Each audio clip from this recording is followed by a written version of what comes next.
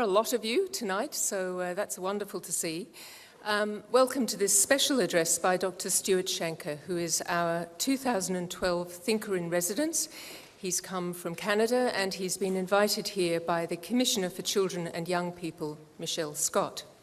My name is Victoria Laurie, acting as your host of proceedings tonight.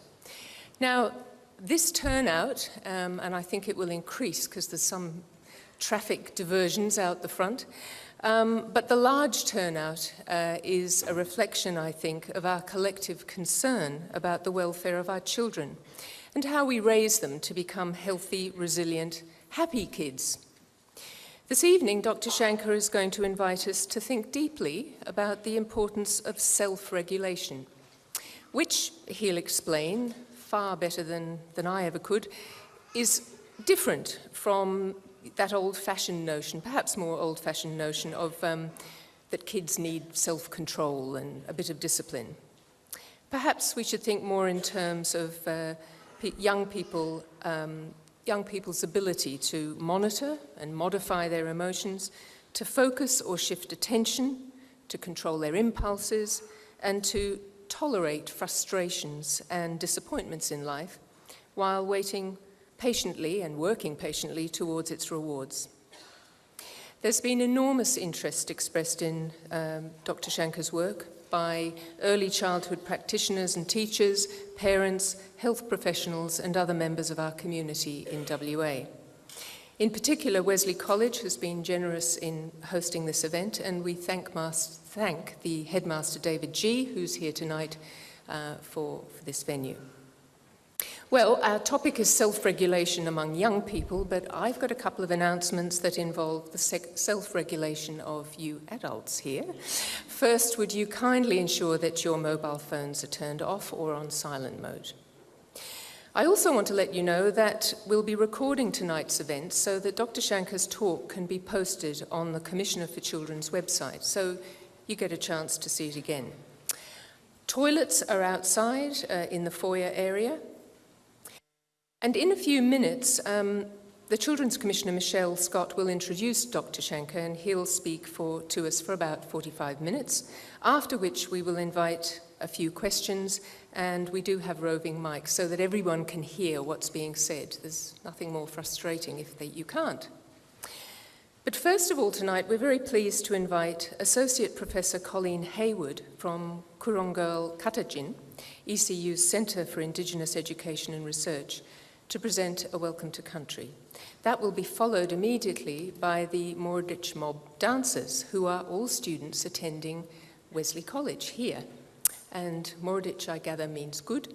And I think, Colleen, where are you? Do I say kaya? Yes. Good, thank you. Minister, Commissioner, Dr. Shanker, colleagues and friends all.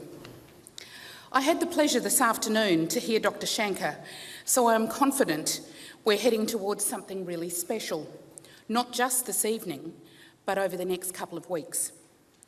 Before we get started on that, I begin by acknowledging that we're meeting on land that is part of the traditional country of the people of the Noongar Nation, and I pay my respects to Noongar elders past and present.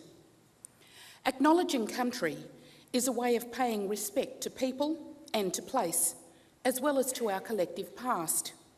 It enables Aboriginal people from this country area to recognise other Indigenous peoples, and for Indigenous and non-Indigenous people to recognise each other. It joins us in common purpose and sets the context of us being here together. Noongar country is a vast expanse covering the southwest corner of this state, including the metropolitan area of Perth. Its land area is a biodiversity hotspot, with more than 8,000 life forms that are rare, including all of us, of course, of which over 6,000 are unique to Noongar country. We are freshwater people, and most of us have birds as our totems. Mine is the white cockatoo. We have 6 seasons rather than 4, each changing when the plants themselves indicate it is time, rather than on the turning of the calendar. Right now, we're in the season called Makaroo, represented by the colour blue, signifying the cold and wet that goes with this time of the year, never mind that we've been lucky with the weather to date. The Noongar Nation comprises 14 clans, of which mine is called Gorring. Its place centres around the Katanning, Noangarup and Broome Hill area in the heart of the southwest. The clan for this area is called Whadjuk, and I give the Whadjuk people special notice and acknowledgement. In Noongar language, we don't have words that mean self-regulation. We barely have it in English, I would suggest. In fact, we don't have an easy translation for behaviour, much less naughty, difficult, or problem. We are accepting of what is, especially where such words might be about our children. Our kids, our kulunga, learn by doing. They are active participants and pretty independent. We understand that they will make mistakes in the process of learning, albeit we expect them to learn from those mistakes. In our families, we maintain a moiety system that recognises our relationships with others and our obligations to them. For instance, the children of my brothers and sisters are treated as though they are also my children, and I a mother to them. It is this relationship, the one you know as aunts and uncles, where one of the key responsibilities is discipline. It is our role to ensure the children you would know as nieces and nephews know how to behave appropriately and that they do take responsibility for that behaviour. It is no surprise, therefore, that for years, when my sisters and I went visiting, we often heard exclamations as we approached the respective front door like, "Quick, the aunties are here." Similarly, their children, whom you would understand to be my great-nieces and great-nephews, have a relationship that actually sees them as my grandchildren and me another grandmother to them. It makes for some funny conversations, such as my 3-year-old granny or great-niece musing about how lucky she is because she has so many nanas. But mostly, this system seeks to make sure everyone has enough people to care for them in their development, no matter their circumstances. In acknowledging country, I also acknowledge you all, and most especially Dr. Shanker, for whom I have a gift. Dr. Shanker, I need to explain its meaning, so if you could come out here, please. And sorry, but just so the microphone actually catches it and you get to hear it too. Lots of you will know when you look at Aboriginal art that some of the symbols that are used, never mind there are a lot of different styles, some of the symbols that are used seem to be common across different cultural groups of Aboriginal people. They are, because they have a meaning and a story. And that's encapsulated in this stylised glass message stick. Some of you will have heard about message sticks. Usually they were made of wood, and often the markings were either imprinted from animal bones or teeth, but could also have been burned. And the style of them, because we didn't have a written language other than this, had to have meaning. These, and I have to do the plug thing, because I'm from Edith Cowan University, these are in ECU colours. But anywhere that you see two parallel lines, they are travel lines. It's fitting, I think, that they're blue, seeing as you've come over so much water to be here. There is then a U shape, which you can see in the yellow here. Any time that you see that, it means people sitting down and talking. So sometimes you will see, as on here, two facing each other. Sometimes you will see it in a pattern that almost looks like a flower pattern, meaning that there are lots of people sitting down and sharing information and knowledge. The red in the centre is hearth or heart, and I would suggest that for lots of us, and certainly everyone in this room, that's also representative of education and how foundationally important it is. And what you won't be able to see from your chairs is the white that is also here, which represents the Southern Cross, something that you can only see in the night skies in the Southern Hemisphere. So something very different for you. Aboriginal people have been working with glass for more than 100 years. It's not traditional, but we're pretty adaptable. And when we get our hands on something that we like, we adapt it and make it our own. Message sticks always because messengers, which is what you are important, have safe passage. And with this message stick, it's a little bit of safe passage in Noongar country. I know you're going elsewhere in WA, but it should hold you in good stead there too. And thank you very much from all of us to you. Thank you for that. This is unbelievable. Thank you. Thanks, everyone. And now, please make welcome the Muditj mob dancers. Thank you.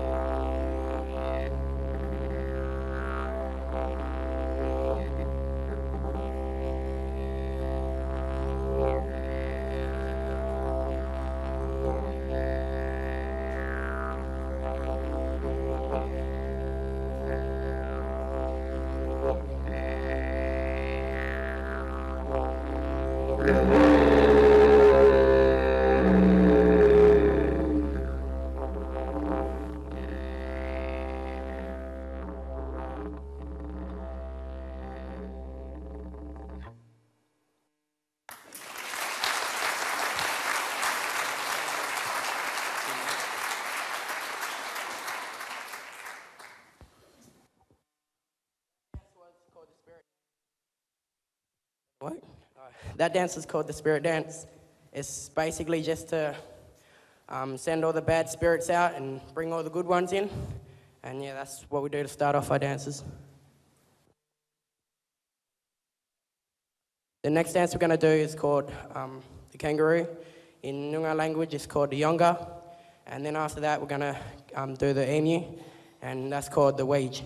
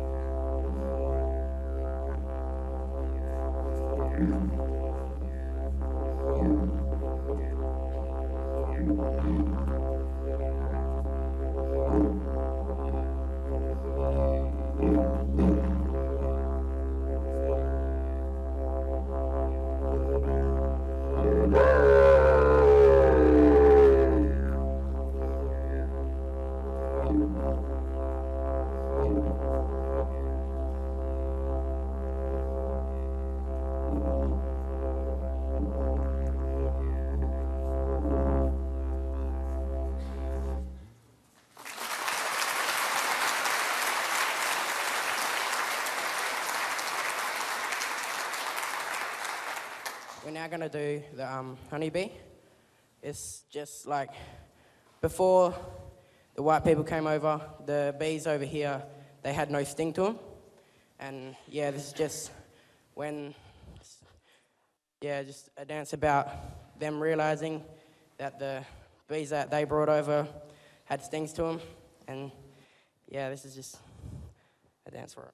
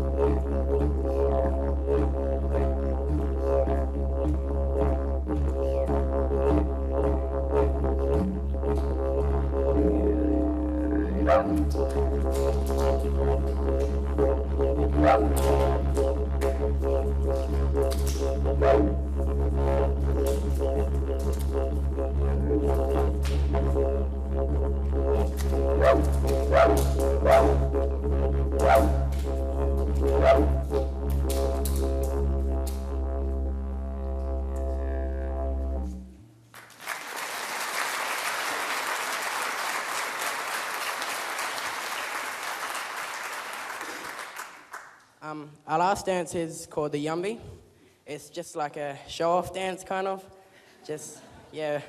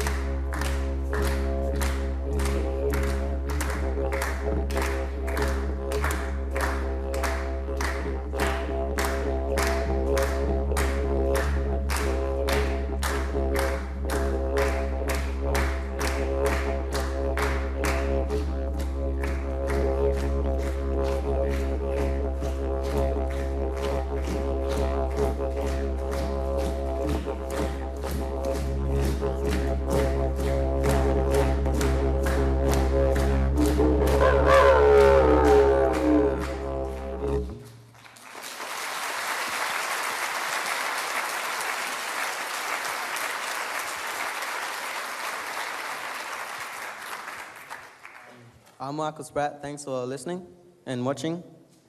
I'm Yamaji Nunga. I'm From Perth, and my family's from Geraldton.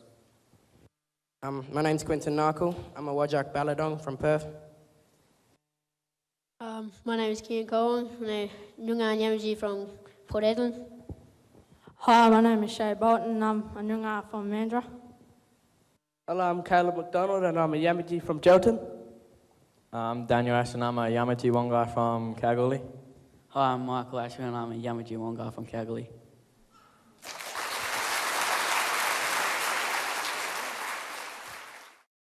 Well, tonight, to formally launch this keynote address and the Thinker in Residence programme for 2012, we're very privileged to have the Honourable Robin McSweeney, MLC, who I'm sure you know is Minister for Child Protection, Community Services, Seniors and Volunteering, Women's Interests and, most importantly, Youth. Minister. Hello, and we have certainly been entertained tonight, not only with the Mordich mob, but thank you, Colleen, for your welcome to country. I could sit there and listen to Colleen all day. She absolutely gives us a history lesson and sounds beautiful as she's doing it.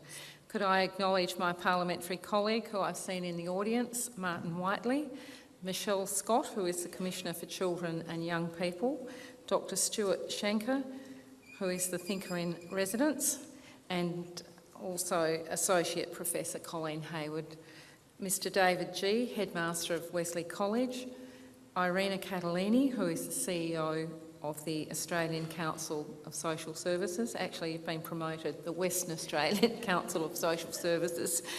Dawson Rule, CEO of Child Australia.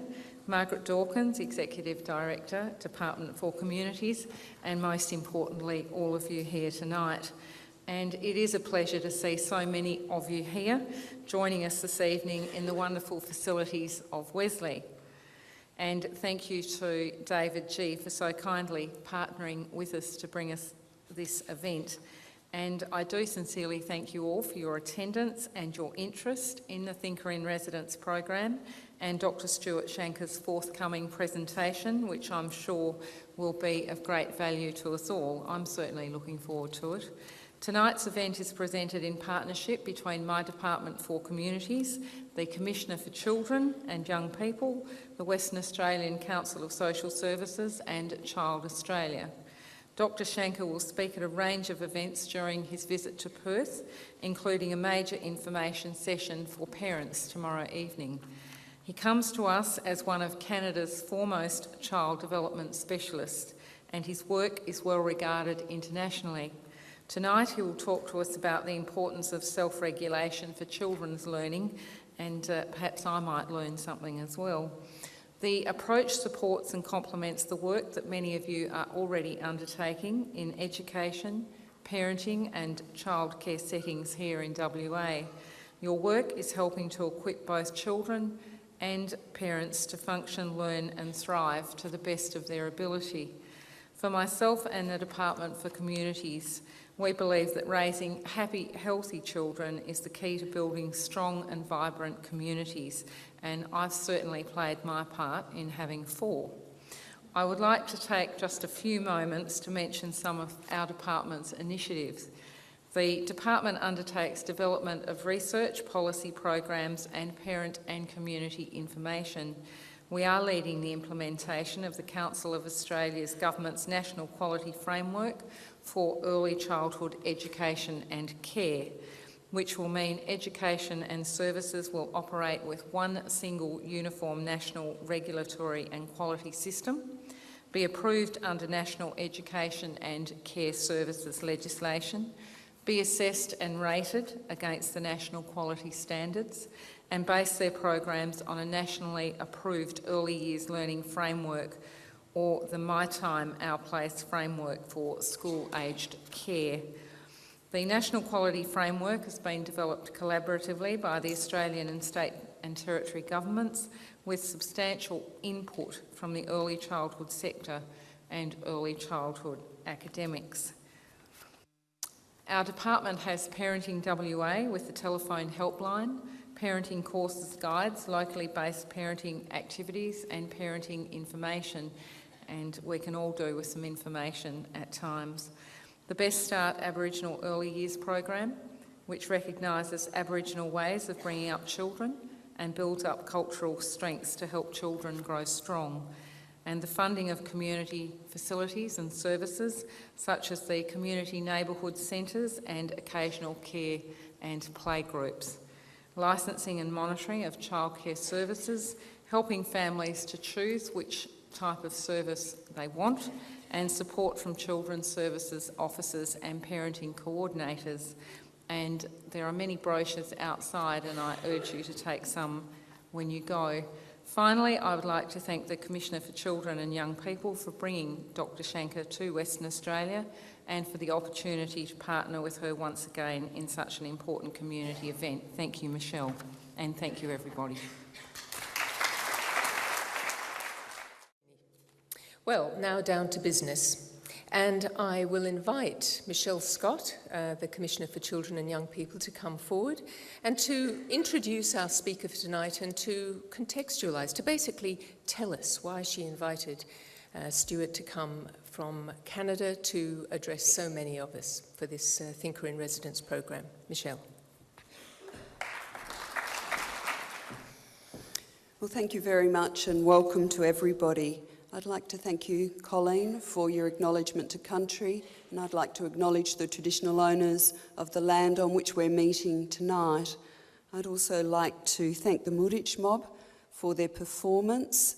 Mr G, thank you for making available your facility, your wonderful facility here, and also for making available the Muditch mob. Some of you who have been to activities and forums that have been sponsored by my office will know we've got a strong association with the college and with the Muditch mob. So it was really good that we could do both things tonight, be here and have them on site. Thank you very much. I'd also like to acknowledge the Minister, the Honourable Robin McSweeney, for formally opening this event. I know the Minister's extremely busy, and I appreciate you coming tonight to open this event. I also appreciate the support of the Department for Communities, who are partnering with me in the 2012 Thinker in Residence. We have a number of our partners here. I know the Minister mentioned some of them, the West Australian Council of Social Services, and thank you, Irina Catalini, for being here tonight. We also have Dawson Rule, the CEO of Child Australia, Edith Cowan University. Colleen is representing them here tonight. We've had a fantastic day today. We've been out at Roseworth Primary School, which was an event organised by Edith Cowan University. Roseworth Primary School has a fabulous early childhood program, and they also have a unique aspect to that school, which is the opportunity for trainee teachers to be observed and for other teachers to be observed in the classroom and to receive feedback and professional development. And Dr Shanker was out there today with Edith Cowan University as our partner at Roseworth, and I think Dr Shanker was actually quite impressed with a number of the things that he saw happening at Roseworth, and I'm sure he might refer to those. I also would like to thank our other partners, the Mental Health Commission, the Department for Education and the Department for Health, and Rio Tinto, who are assisting us to take Dr Shanker to Roebourne next year. We're speaking to you all this evening at the commencement of the Thinker in Residence program. We've got a very full schedule, and as you can see from tonight's event, we've had an overwhelming response. I would just like to say the reason that I established the Thinker in Residence program in 2011 is, as Commissioner for Children and Young People, I wanted to bring to Perth, to Western Australia, someone who had outstanding experience, knowledge, and research, who could share and add to the strengths that we have here in Western Australia and build on the strengths that we have in caring for our youngest citizens. So I established Thinker in Residence in 2011. Paul Collard from the United Kingdom was my first Thinker in Residence, and the theme of his residency was creativity and education. In 2012, I decided on the topic of self-regulation, and you might ask yourselves why. In 2011, I held my first major inquiry as Commissioner. That inquiry was into the mental health and well-being of children and young people under the age of 18. We received over 141 submissions. Many of those submissions raised concerns about kids' well-being and their mental health, increased reporting of anxiety, depression, conduct disorders. In February this year, I tabled in the West Australian Parliament a report on how our children are faring. That report is called the State of West Australia's Children and Young People, and it looks at 8 critical areas of well-being for children and young people. And it's got a wealth of information, and you might wish to visit our website at a later date. But one of the key findings in that report is that 1 in 4 children in Western Australia are developmentally vulnerable by the time they start school. This only served to reinforce to me how important the early years are. For those of you who saw the West Australian newspaper this morning, you may have seen an opinion piece by the Director-General of Education in Western Australia, Sharon O'Neill. In her opinion piece, Sharon indicated that Edith Cowan University had undertaken research in West Australian schools, and in any one day, in any classroom, 20% of children are disengaged from learning. So all of these factors have contributed to why I have invited Dr. Stuart Shanker here to Western Australia. I have to read this part because Dr. Shanker is so distinguished and done so many things in his short life, I don't want to miss some of them. Dr. Shanker is one of Canada's foremost child development specialists and has been instrumental in establishing the Milton and Ethel Harris Research Initiative, a state-of-the-art cognitive and social neuroscience centre in Toronto. He's a distinguished research professor at York University in Canada. Dr. Shanker has served as the Director of the Council of Human Development for 10 years, and he was the President of the Council of Early Child Development in Canada.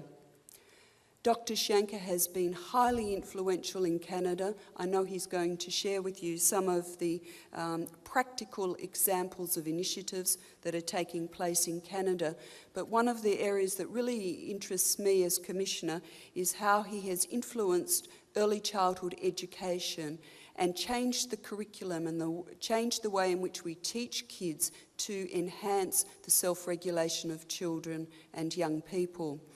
During Dr. Shanker's visit, he will be meeting with parents, educators, allied health professionals, early childhood practitioners, and really working with them to build on the strengths that we have in Western Australia, but also offering and sharing his experience based on research, based on evidence, which shows how we can all more effectively assist children and young people to better self-regulate. It's my great pleasure to welcome and to introduce Dr. Stuart Shanker. I thought what we do is, it takes a while to explain this stuff properly. So we're going to have like a conversation. I'm going to introduce you to some of these core ideas, and then hopefully over the next 2 weeks, we'll get a chance where I can meet with you and go into a little more detail. Thank you so much. I should start by telling you that I was first here 5 years ago, and I was telling the minister before I started, I am astonished by what has happened in the last 5 years. And in a way, I think, Michelle, the very fact that I'm here is just part of this process that Western Australia is going through. Then when I listened, Minister, to the things that your department is doing, I sort of got a sense of why this is happening. So you guys, first of all, you're working really hard. But secondly, there has been this extraordinary realization that you have a unique opportunity in the early years of life to dramatically change a child's trajectory. And that's what this is about. So how did we get started on self-regulation? I worked for a man called Fraser Mustard. I don't know if you had a chance to hear Fraser when he's been in Australia many times. And one of the councils that I ran was that Council of Early Child Development. And in 2005, Fraser and I received a report stating that approximately 50% of all children in the United States was coming into senior kindergarten, which is in the US, the age 6, with significant impairments in self-regulation, such that it was expected that it would affect their long-term educational outcomes. Well, Fraser had done a study in 1999 showing that approximately 50%, slightly over 50.3% of US high school graduates were essentially functionally illiterate. They're in the bottom 2 quintiles of literacy scales. And this would fit perfectly with the self-regulation story. It's exactly what you would expect, because literacy is, in fact, one of the most important indicators we have of good or poor self-regulation. And the reason why Fraser coerced me into working with him was because I was trained at Oxford in self-regulation. That's what we did. We didn't call it that back then. It's actually a fairly complex biological system that I'm going to introduce you to tonight. We use the word self-regulation has just kind of arisen in the popular literature, and I was just so interested in what you said that you don't even have the term. I'm not sure we do that well, having this term. It is, Vicky really nailed the heart of what I'm going to do tonight. It is incredibly easy to confuse self-regulation with self-control. They are not the same. Self-regulation is what makes self-control possible. If a child is having problems with self-regulation, they will find it extremely difficult either to learn the skills that support self-control or to exercise those skills. So what we do at my institute is we work very, very hard at regulating a child. And then we teach the child how to do it for himself. And that will be the essence of what I'm going to try to explain tonight. But the first step that we had to go through was to understand what this construct is. What is self-regulation? We study this at 3 levels. We study it at the level of behavior, we study it physiologically, and we study it in terms of the brain. So I'm a brain scientist, and we were very interested in what's going on in the brain and what we might be able to do to change a child's brain. I don't believe we have time to show this to you tonight, but there was a big show about us 2 weeks ago in Canada, basically reporting a study that we've done for the last 7 years. We spent $1 million a year to find out, is it possible to truly change a kid's brain? Can we start to heal these things? And the answer is yes. That is the answer. You are at the cusp of a genuine revolution in how we work with kids.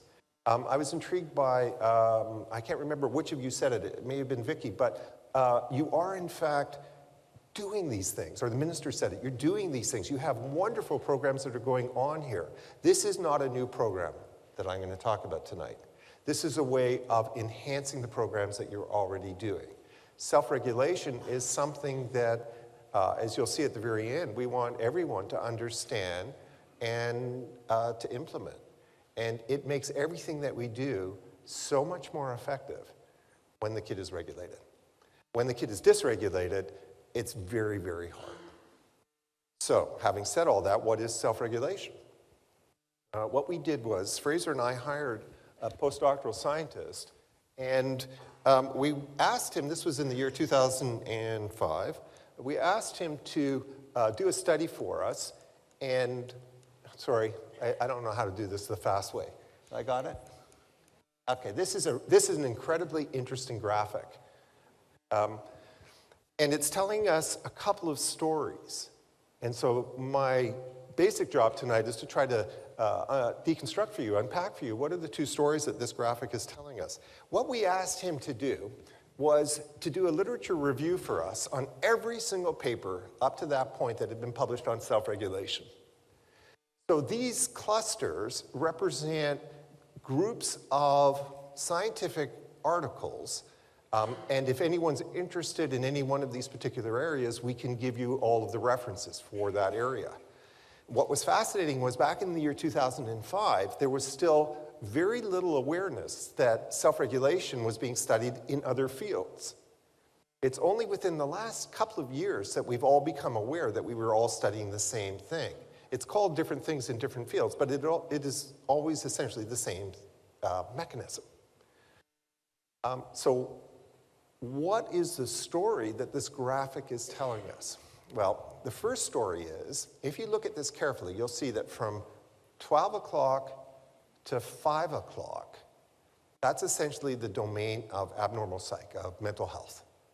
Those are the, 12 o'clock is things like autism, ADHD, ADD, the three things that Vicky's already touched on. 1 o'clock, internalizing disorders, these are things like depression, anxiety disorder, general anxiety disorder, panic disorder. The next hub is externalizing disorders. These are, conduct disorder, aggression, antisocial behavior, oppositional defiance. And then what have I got next? Risky behavior comes next. What is it? Cognitive problems. So that is how well the child can ignore distractions, how well they can order their thoughts, how well they will resist impulses. Basically, they're called executive functions. The next one is risky behavior, so you'll know what all that is. So really, from 12 o'clock to 5 o'clock, you've got a snapshot of mental health. But now look what happens. As we go from 6 o'clock to 10 o'clock, we've now entered into the domain of physical health.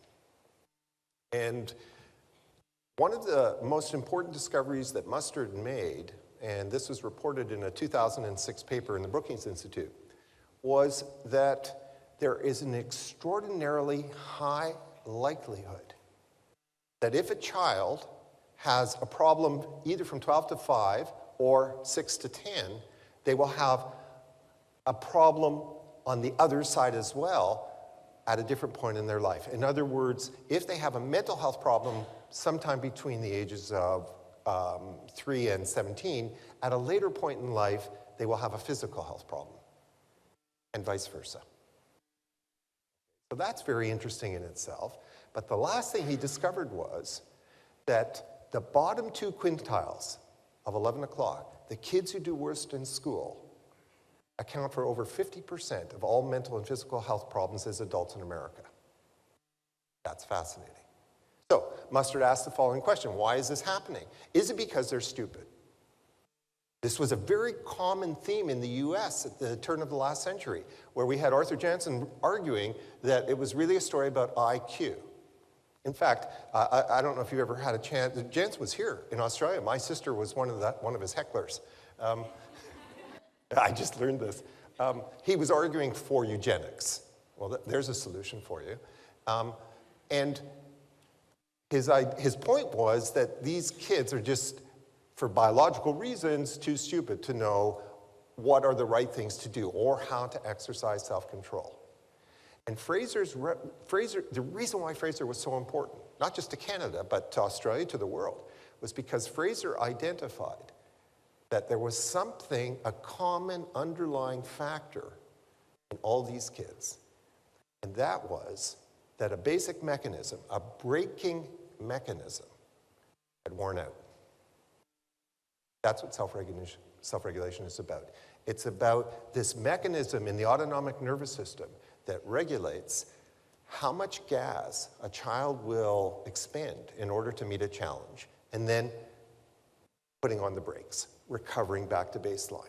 And what Fraser discovered was that if a kid has too much stress, they put their foot on the brake too much, the brake wears out.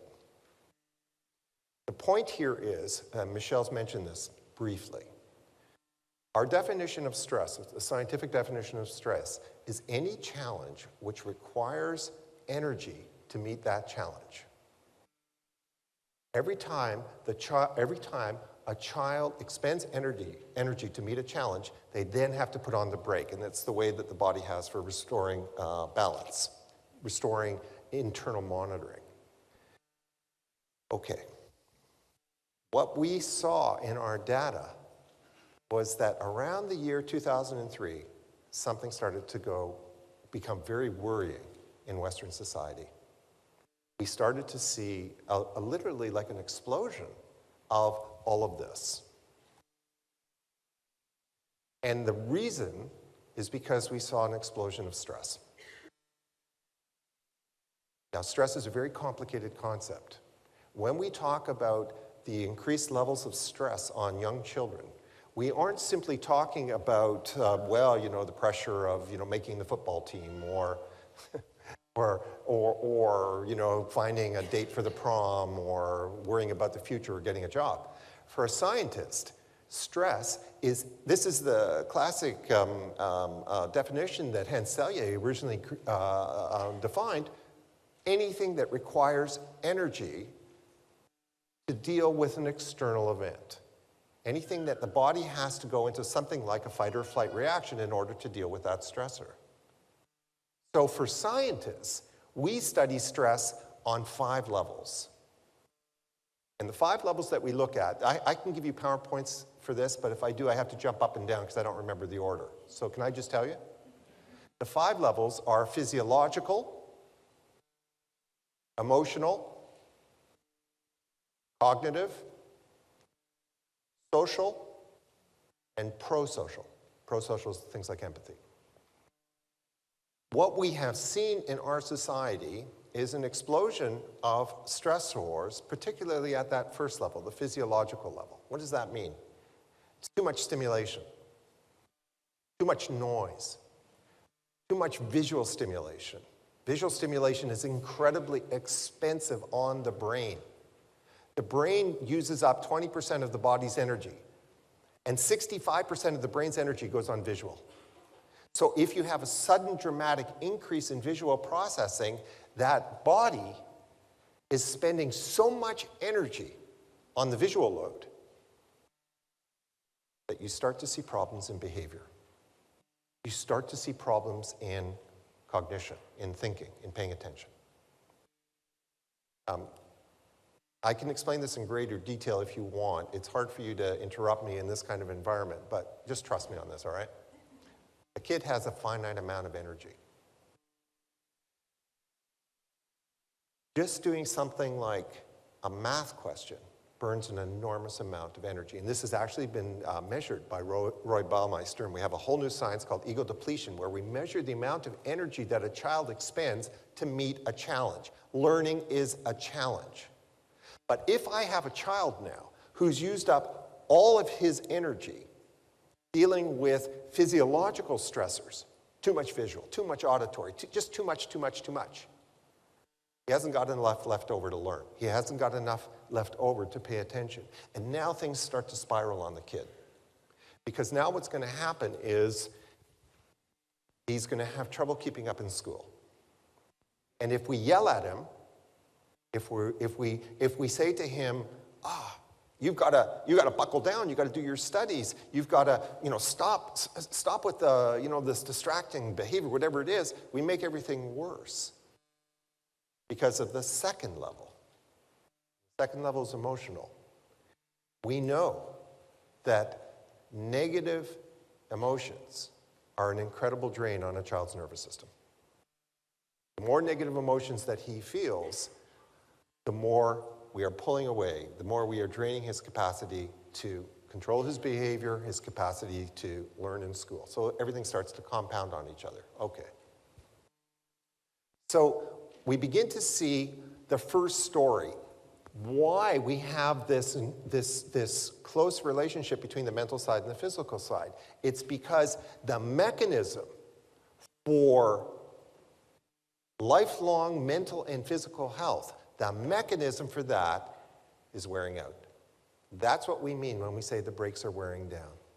What's happening is that it's called the parasympathetic nervous system. The capacity of the parasympathetic nervous system to restore the child to that nice balanced state of being calmly focused and alert is losing its resilience. So we have to figure out what can we do for this child? What can we do to try to reinvigorate the brain? What can we do to restore his capacity to learn? That's the first story that this is telling us. Now the second story. Take a look at that. Take a look at that graphic. And think really hard about some of those clusters. Now, let's start off at 12 o'clock. This is the area that I specialize in. I specialize in autism. And if you have worked with a child with autism, you are used to, I don't know, tantrums, self-stimming, perseverating.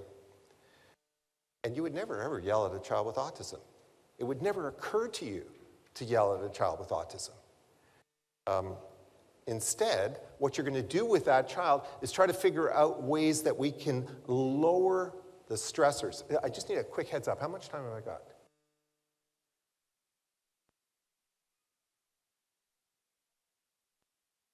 Okay, I love telling case studies. Okay, case studies are the way to learn this. There's a case in Ontario recently. Her name is Carly Fleischman, and you can see this on the web. Now, this is a 13-year-old little girl, and she was completely nonverbal. And as it happens, one of my staff is her therapist, one of her therapists. And so this kid has been in intensive therapy her whole life. She has never gotten a single word. And she is what's called a headbanger, so she bangs her head against the wall. She would bite herself, tear her skin. Everything conceivable had been tried without success.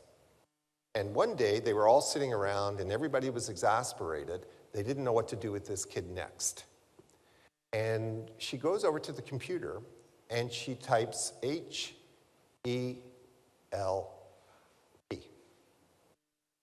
This is a true story, okay? And you can, if you're interested, it's Carly Fleischman. You can see it on YouTube. So my therapist rushes over, and she sees this and dismisses it kind of, but she says to the kid, Carly, are you trying to tell us something? And the kid types H-U-R-T.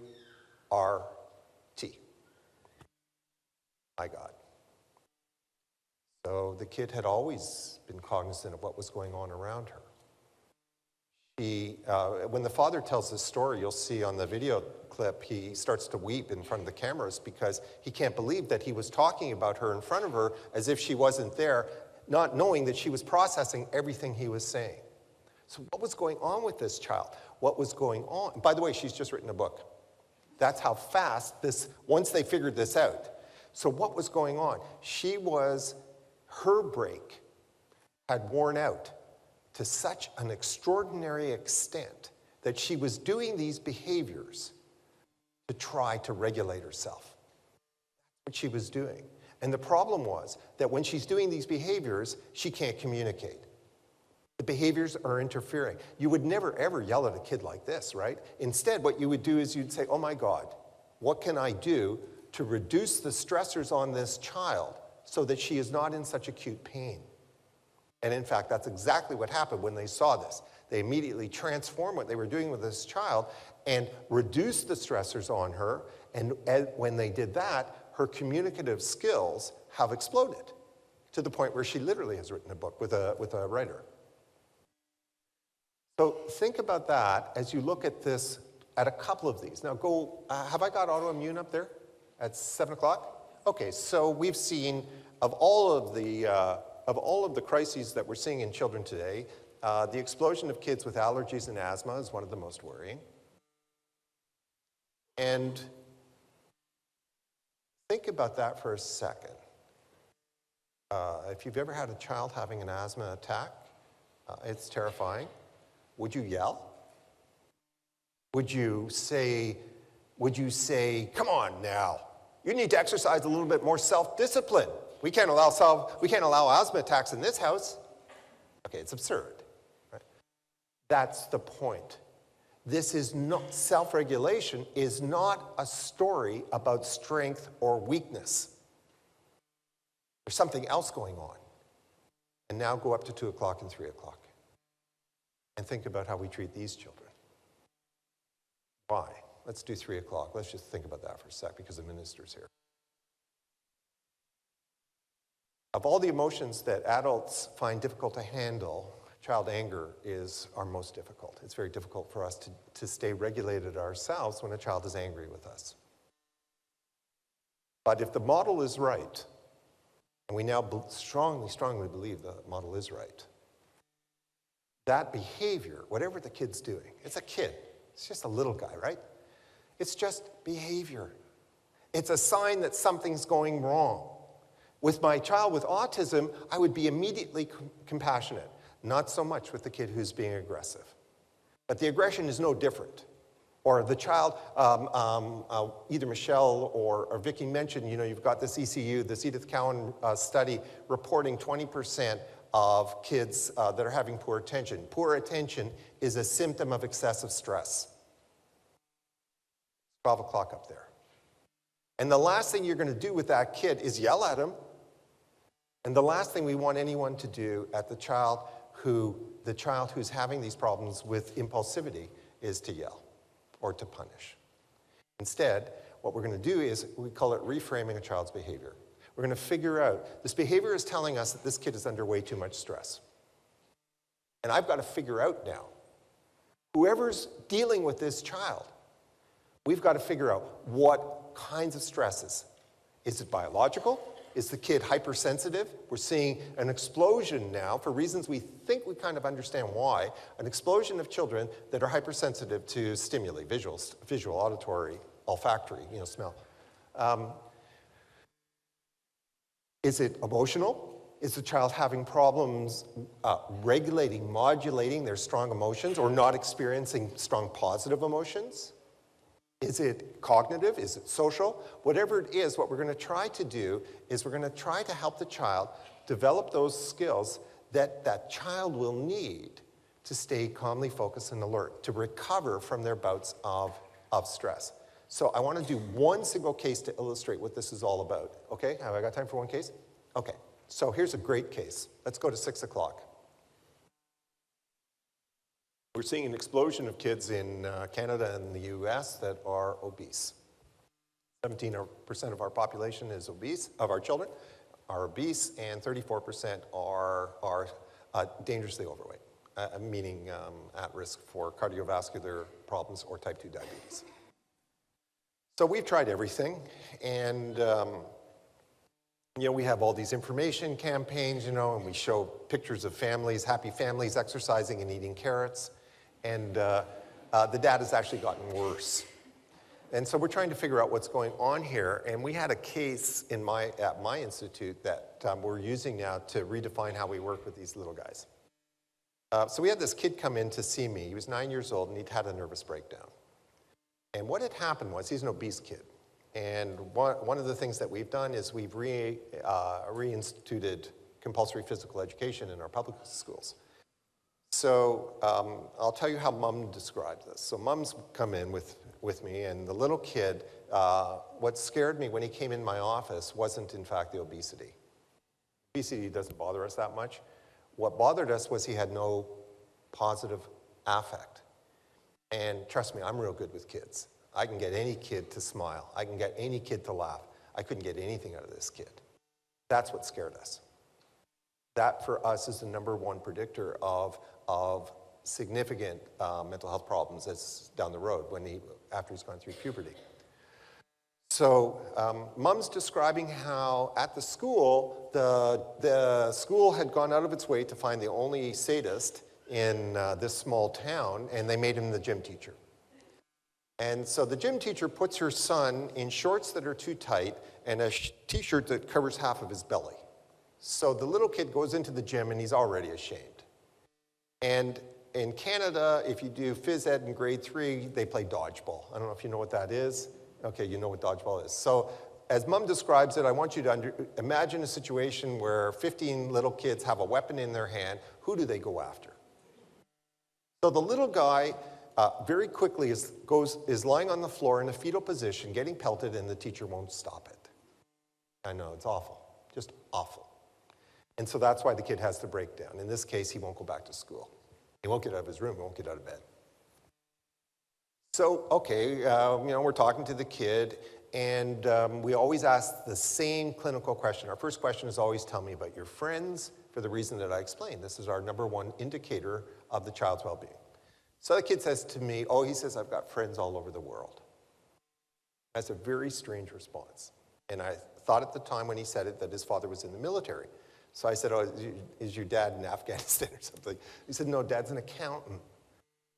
So I said, okay, tell me about your best friend. He says, my best friend is Crusher, he's a Romanian. So we've been doing a job in Romania, and I had in fact just come back from Romania. So I said to him, have you been to Bucharest? What's Bucharest? I said, oh, Crusher, he lives here now. No, Crusher, I told you, you're not listening. He lives in Romania. So I said, I don't get this. Like, your best friend's Romanian? I said, how are you friends? He says, well, we are very senior figures in World of Warcraft. So I don't know if you know what this is. It's one of these oxymorons that gets invented in the US. It's an online gaming community. So I said, oh, okay, tell me about the friends you can actually see. He said, oh, well, we see each other. We have little lab cams on our computers. No. Tell me about the friends where, you guys hang out. Oh, I don't have time for that. I told you, I'm, this very high level of World War. In fact, his name was on the webpage. So here's the picture then. I got an obese kid, no friends, spending all of his time playing a stupid video game. Okay, so you can fill out the details for yourself. We won't do the full case. Our problem now is we've got to figure out what's happening with this little guy. And in this case, it takes a while to diagnose a child, but in this case, our diagnosis took about 15 seconds. So he walked into my office, and I had a chair lower than this, and he sits down like this. And he fell into the chair. So what that tells us is that he has very poor body sense, very poor body awareness. Now, one of the things I won't talk about tonight is how when a child is born, all kinds of systems have to get integrated.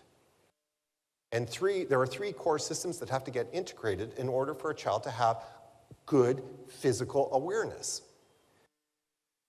But the way these systems get integrated, these 3 core systems, okay, so it's a kinesthetic, tactile, and proprioceptive systems. The way they get hooked up in the brain is by movement.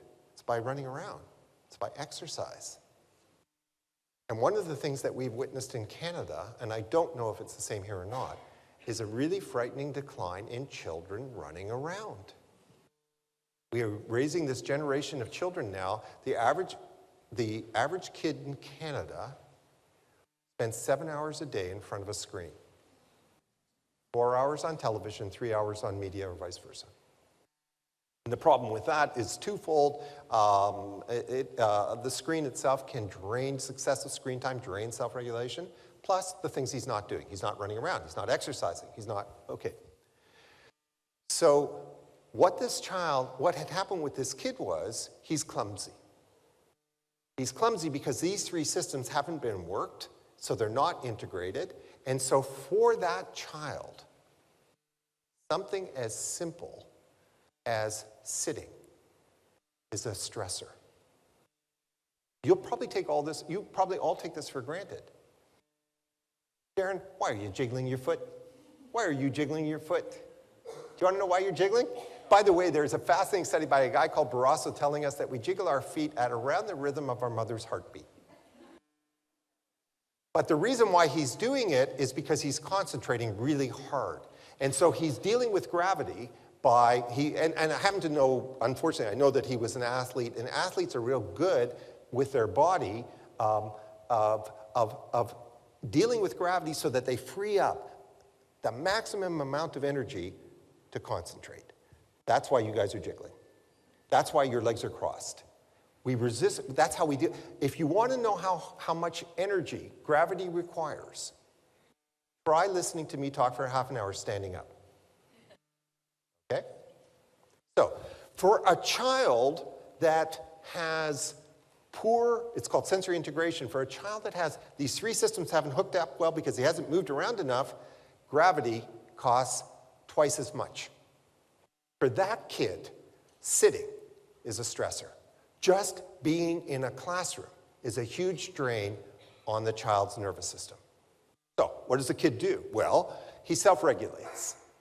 And the way this child is self-regulating is he avoids the two things that he finds most stressful in life: kids and exercise. Sits in front of a screen all the time. The screen is almost like refined sugar. It gives him that constant little burst of energy, keeps him going. It stimulates, gives him a little dopamine push. That's why these stupid games work. And on his table beside him, he's got a soft drink. And we now believe that these soft drinks are the #1 cause of obesity, of the obesity epidemic, because they are fructose without the fiber. You know all that stuff. I mean, you've probably written about this already. So now I've got an interesting issue in front of me. Okay. This child is in a constant negative energy state. Now think for a second what I say to this kid. Do I say to him, we call him RJ, and you can read this case, it's all written up now. RJ, you're being really weak here. You gotta, shape up, or you're gonna get diabetes by the time you're 12. He's already ashamed. And if I do anything to exacerbate that shame, I've already told you, negative emotions are a huge drain. So I'm actually draining his system even more. This has nothing to do with willpower. Nothing. It's a nonsense.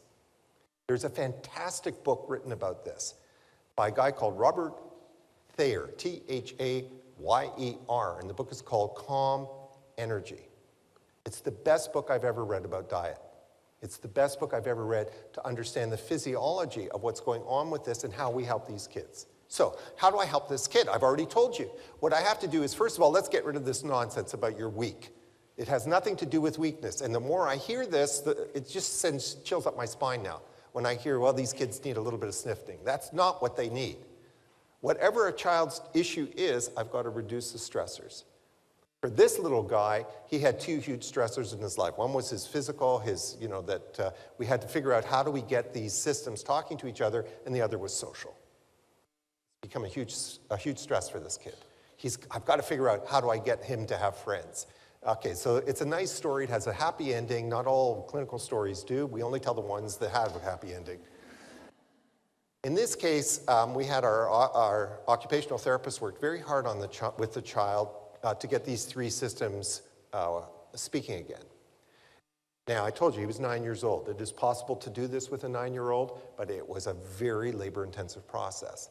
If I'd had that kid when he was 3, if I'd had Carly Fleischman when she was 3, their life would have been unbelievably different.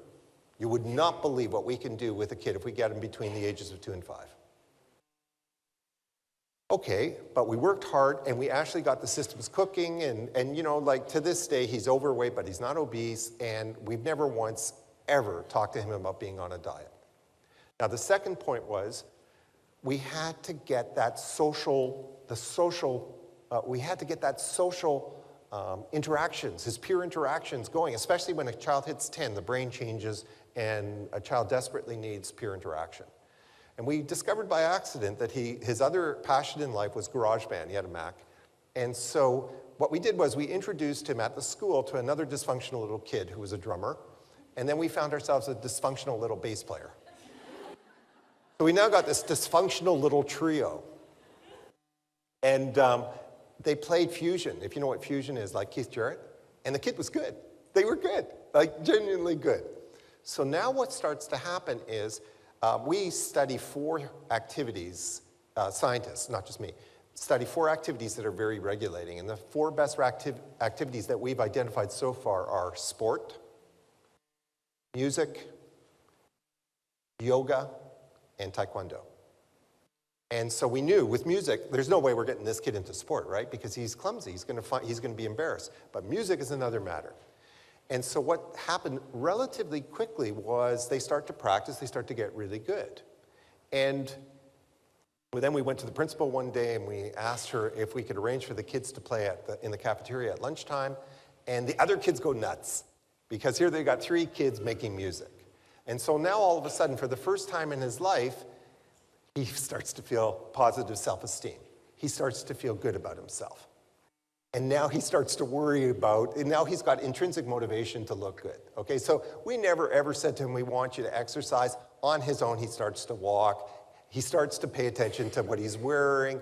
And they actually cut a disc, they cut a CD. And now we're very careful when we tell this story because they are a well-known trio that plays around their town in Canada. It's a nice story. But here's the point. The point is, this was never about self-control. That's not what this was about. What this was about was figuring out what the drains on that child's nervous system were, and then figuring out how do we reduce those drains, and then how to teach them how to do it themselves. So that's the last thing I want to do tonight.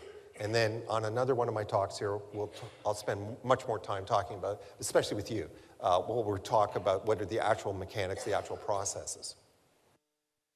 This isn't enough. It's not enough to regulate a kid. Michelle and I had, every question today on the radio was about the same thing.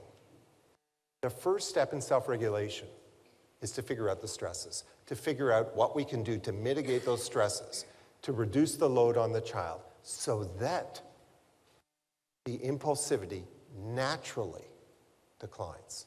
Impulsivity is a sign of excessive stress. And I loved what you said, right? This understanding of the child. I mean, that's it. Okay, second step. We have to teach the child to identify, to recognize their own arousal states. We have to teach them what it feels like to be calm. So many of these children, the problems may be biological, but for so many of them, the problem is they've come from a home environment where they've never experienced it. They don't even know what it feels like. So what we're going to do with these kids is we're going to work really hard to get them nice and calm, and we have lots of practices that we use. Vicki hinted at them, but I can't do them now. But we have lots of techniques and every kid is different. We'll figure out which works. And now what we want is, we want to teach him, you're calm now. This is what calm feels like.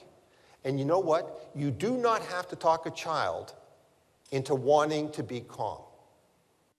They will naturally choose it once they know what it feels like. Simply because the nervous system feels so much better. We all feel better when we're calm. That's why we do things like Jardine was telling us today, going for a run afterwards. Because she had a hard day, she knew she would be calm just by going for a run. Whatever works for us, we figure it out because of the state it puts us in. Kids are no different. So the second step is we're going to teach them to identify when they're hyper-aroused, when they are under-aroused, and when they're nice and calm. The next thing we're going to do is we're going to teach them how to put themselves into that state. What sorts of things are going to enable them to either down-regulate or up-regulate. Self-regulation is about both directions. And with some kids, it's going to be you have to actually do both. They have to learn how to do both because they're all over the place. Now the last step. The last step is, what do I need to avoid?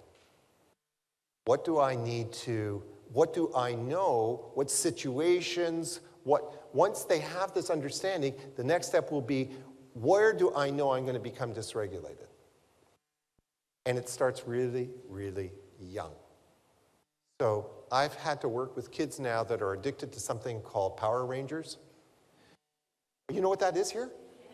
Oh, you poor country. You've got to stop this. So when you try to explain all this to them, what happens is they get, these programs use something called attentional capture, fast-moving images, bright colors, loud noises. That's what holds their attention. It's very draining on a little brain. And so what they're doing is, to meet that drain, they're constantly churning out adrenaline and epinephrine. And so they're giving themselves a little, even as little guys, a little buzz, right? And it feels good. No, I love it. Don't turn it off. I go nuts. So we have to teach this to them. We have to teach them what it really feels like when they turn off the TV or the violent video game, and what it feels like when they come in from playing football. Okay? And we can do this, and we've done this, honest to God, I have done this with 3-year-old children with autism, where they know what they need to do to self-regulate. If I can do it with them, I can do it with any kid. So, what are we trying to do? We're going to show you a video now.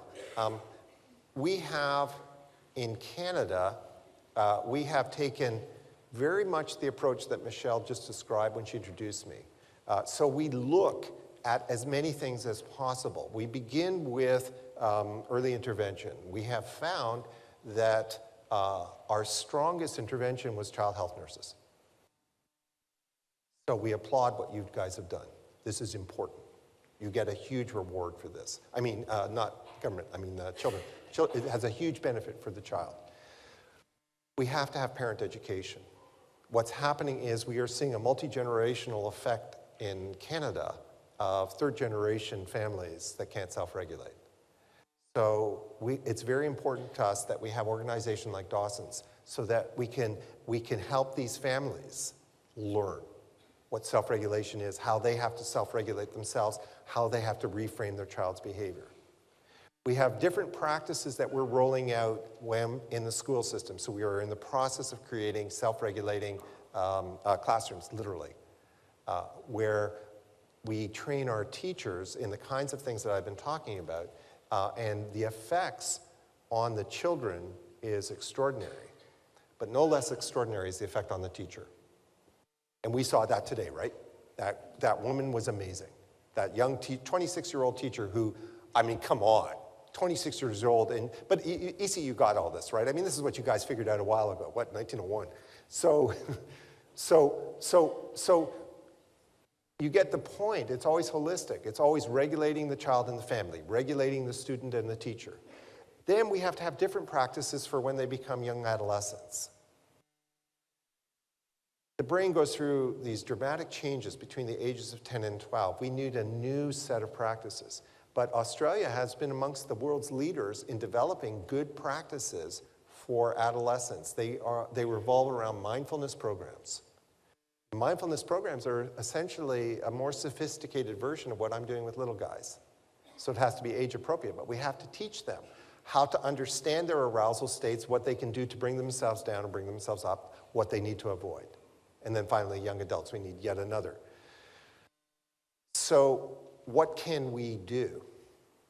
Okay, we'll show you the video. It's a very nice video that we're using to try to educate the Canadian public about all this. And plus, we're trying to raise $100 million. So if Rio Tinto's here, we need some help. I think we just raised our first $25,000, didn't we? What we have seen is the following. I've been doing this for a long time now. And for all the time I've done this, I have never, ever seen a bad kid. There isn't such a thing. It's a kid. It's a child. And I've never seen a stupid kid, ever. And the idea that there's such a thing as a lazy kid is a contradiction in terms. Children are naturally curious. Children are naturally inquisitive. But if we do the wrong things, we can make that kid bad, lazy, or stupid. So what are we doing? We want everyone to understand, parents, teachers, whoever it is, that when you start to look at a child through this self-regulatory lens, you see a new child. And that child is going to take your breath away. Every single kid. We have seen things I never, ever would have believed. So, we need the public to understand this. We need you guys to understand this. We need you to understand that all this work you're doing is transforming your society. And I promise you, if I come back here again in 10 years, this state will be unrecognizable. These benefits will work. That's what I was saying to you. I promise you. I promise you that the things that this minister has introduced and that the other ministers that I'm meeting have introduced, these changes will take effect. In some ways, they happen right away. Sometimes they take a little longer. If you know what to look for, you'd be surprised at how quickly the changes are actually happening already. But if you go down the road 5 years' time, you're going to see a spike in your, I don't know what your formal testing is called here. You're going to see a spike in your school completion. You're going to see something, and it's a great way for me to stop. I thought Vicki really, really said the most important thing that I could say. You are going to see children that are happy. And that's why we're here. And that's what we can do. And we can do this for every single child. If we can do this, this will be the last thing I say, and then you can ask questions. One of the things that we discovered that really took us by surprise. So our parents do all the work. Our parents do about 90% of the work. We meet with them once a week for 2 hours a week. We coach them in self-regulation, how to figure out what's going on with the kid, but they do it all. On average, our parents did almost 4 hours a day. And parental stress dropped 41%. Okay, that's what this is about. And when you try to control a kid's behavior, parental stress goes up, everything spins out of control. We've tried the same thing in the school system now, we've studied the same thing, we get the same results on teachers. So at the end of the day, this isn't just about kids, it's about us. It's about the kind of society that we want, and what we want is a society not just where we embrace children and we help children, it's really a society where we embrace self-regulation at every single conceivable level. Okay, so that's what I do for a living, that's why Michelle asked me to come here, and they get to ask me some questions or no?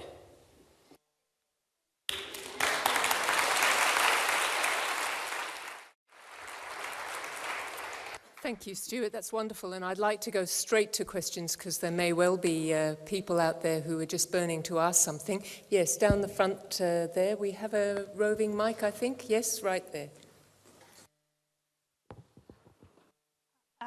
Thanks very much for coming. I've been a therapist for 30 years and I've definitely been on your track for a long time. I actually remember going to the mental health department and suggesting all this 25 years ago, and they said I was 25 years ahead of my time.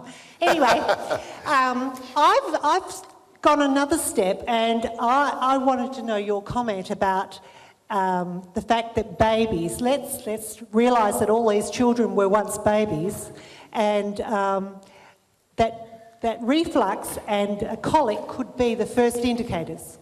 And why not address that in the first 6 weeks I love the question. or 24 weeks of their life? Yeah. Yeah, so we had this huge fight in Canada. So one of the sectors that we're working with are pediatricians. And so the standard line in pediatrics in Canada has been up until this point, oh, it's just colic. He'll grow out of it. But in fact, what happens is a baby's born, all human babies are born prematurely. It's just an aspect of our biology. We're born with a very small brain. It's about a quarter of its adult size, and it explodes. In the first 18 months of life, 700 new synapses form every single second. This brain is exploding outside of the womb. How does it get wired to self-regulate? The part that's exploding is this part up here. This is the part where self-regulation is housed in the prefrontal cortex. It gets wired because nature designed us to have a brain-to-brain hookup. The primary caregiver serves, literally, as an external brain that regulates the child. She reads the cues. She upregulates, she downregulates. She upregulates when it's time to learn, time to feed. She downregulates when it's time to go to bed. And now I have a baby with colic. And what colic does is it severs, it breaks, it ruptures that brain-to-brain hookup. And so the implications, the consequences of this are devastating because the child is now missing out on this critical window of wiring. Remember Jim was talking in this about how information has to wire these expected systems in the brain. Instead of being a trivial aspect, it is a fundamental obstacle, not just to attachment, which is probably what you've been doing. It's a fundamental obstacle to self-regulation, to the wiring of these systems. And what's the most tragic part of all is, well, there's many tragic, but for us, what's very tragic is we actually have formulas now, like Nutramigen, I don't know if you have Nutramigen here, which are unbelievably effective at alleviating colic within 72 hours. We can get this system back again. And the poor mom, this poor mom who's come to this professional and told, well, just, grin and bear it, all children go through it. It's cruel, it's harmful, and it's unnecessary. So just to generalize a little bit further beyond this, and if you're looking for a job, we need some clinicians here.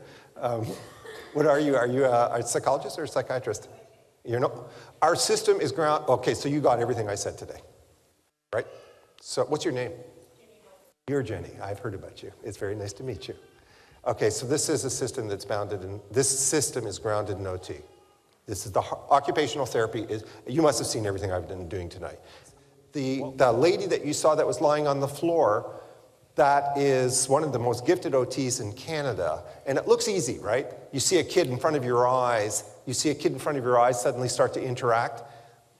You wouldn't have picked this up. You probably did. There's so much thought that went into that.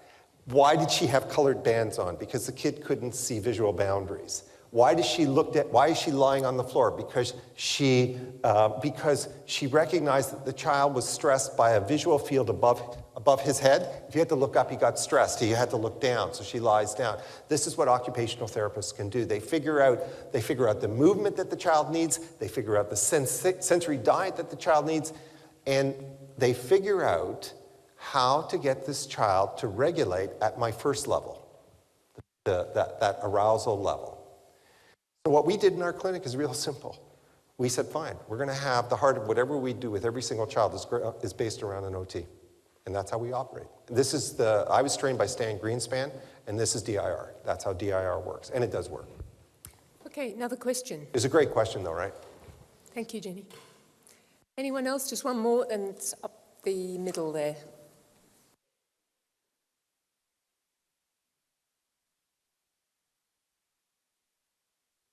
You got to be kidding. There's a question. Thank you. 3 weeks ago, my son and daughter-in-law had a little baby born 14 weeks premature. So she's how much? 14 weeks, so at 28, at 26 weeks. Yeah. And she's so far doing pretty well. But something that is amazing to watch is that as she gets stressed with all the extra stimulation that is around her, her oxygen saturation levels decrease. When they put their hand on her, and talk to her quietly, her oxygen saturation levels go up and steady out. So I guess that's that brain-to-brain hookup that you're talking about, and that self-regulation at that really early level. So it's just amazing to watch. So can I make one suggestion for you guys? Okay, that's a wonderful story. I hope everybody heard it. Can I make one constructive suggestion? You see where Jenny's sitting? You nail her before she leaves. Because we want to do, with that kind of prematurity, so what we're going to want to do is, as the child gets a little older, we're going to want to do a few more things like that to really enhance this child's self-regulation. And if Jenny can't do it herself because her caseload is full, then she will find you someone, won't you? That's a wonderful, wonderful example. And that, of course, is the secret behind kangaroo care. That's an astonishing comment. It's quite wonderful. And I'm getting a wind up and being told that we can't have another question, but I'm just going to let that lady sneak in one short question and one short answer. Not going to happen. I'm a high school teacher, and we've just introduced one-to-one laptops this year. And I'm finding that a few of my students who have ADHD tendencies or autistic tendencies are having real trouble in the classroom. Do you have, just in the either fixation on the laptop screen or the inability to focus on any material that comes from the laptop screen? Okay, so we see this all the time, all right? I don't know where you're sitting. I just was concentrating, thanks. Okay, so we see this all, you're a teacher? Yeah, so we see this all the time. So what we have to do is, first of all, we want to understand clinically why the ADHD child is doing this, and they are what's called hypodopaminergic, which means that they're getting that dopamine from this experience. We can't go cold turkey on a kid. We don't want to ban anything. But what you can do is you can actually use this for the child that you feel is vulnerable. What we can do is, okay, so you have to earn this, and we'll give you, but you have to use like a timer, and so he can earn 5 minutes on it. But if you leave them, they will perseverate on it. They will fixate on it, and it will become a problem, okay? What we really want to do with those kids, I know you said short, but what we really want to do with those kids, before we jump into medicating the kid, what we really want to do is we now are beginning to understand the problem that these children have. The problem that these kids have is sensory and sensory motor, right? And this is Barclay's work. I don't know if you guys follow it here. So what we really want to do is we want to work on movement, we want to work on exercise, we want to try to get those systems cooking so that we can reduce the child's craving for what you described. So